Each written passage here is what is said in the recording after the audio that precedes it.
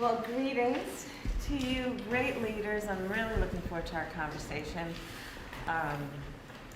Obviously, this is Pride Month, but this is a conversation that should happen every day of the week, all year round. And it is a conversation we will continue to have every day of the week, all year round.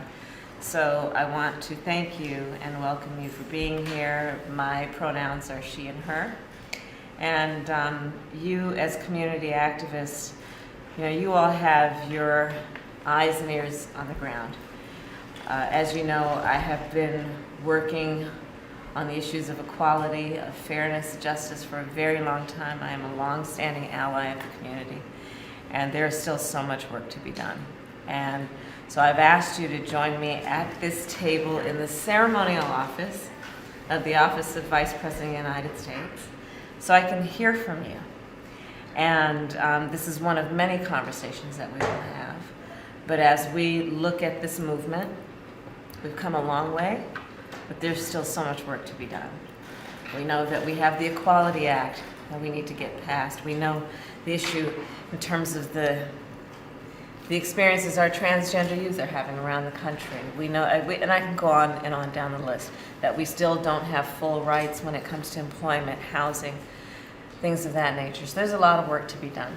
And the President and I are very committed to always standing as allies, but as part of this movement. And that is why you probably know from the very earliest days of our administration, the President signed executive orders establishing exactly where we stand and also where we are prepared to stand in terms of action as it relates to equality, as it relates to fairness.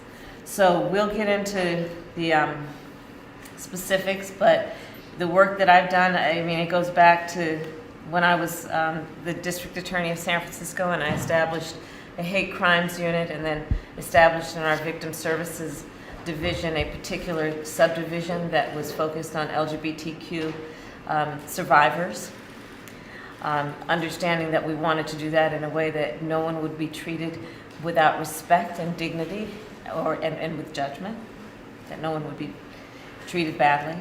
As you probably know, when I was district attorney of San Francisco, I created and then hosted the first trans-panic defense training, which was to train prosecutors around the country on how to defeat the trans-panic defense.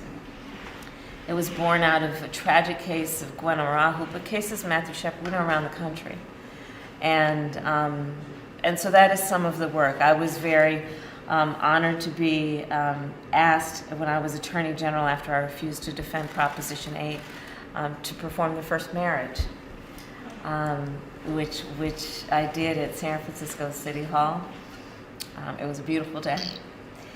And I could go on, but I say all that to say that this work is about a continuum. You all are on the ground doing it.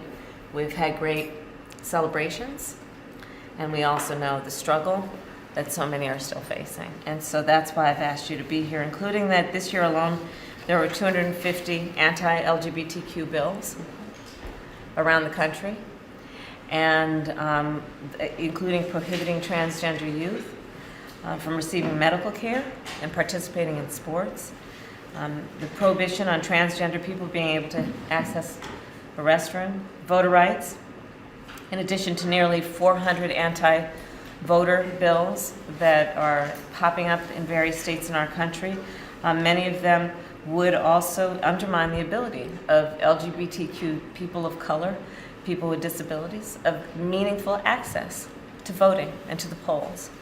And when we think about the issues that are at play when we actually exercise that right, we know that there are many, and to prevent or to inhibit access in a meaningful way can have a huge impact on the outcome of the decisions that are being made when we go to the ballot.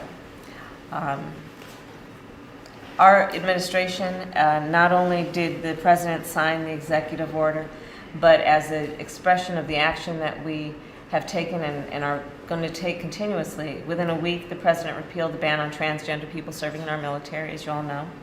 Our education department has extended protections to transgender youth, undoing some of the unfair, to say the least, procedures and policy perspectives of the last head of the Department of Education. Our Veterans Affairs Department will now cover gender confirmation surgeries, and we will continue to call on the Senate to pass the Equality Act. So this is just some of the work that we have done, and there is no doubt that there is so much more to do. But again, I welcome you all. I look forward to our discussion. I thank you for your leadership. I thank you for your courage.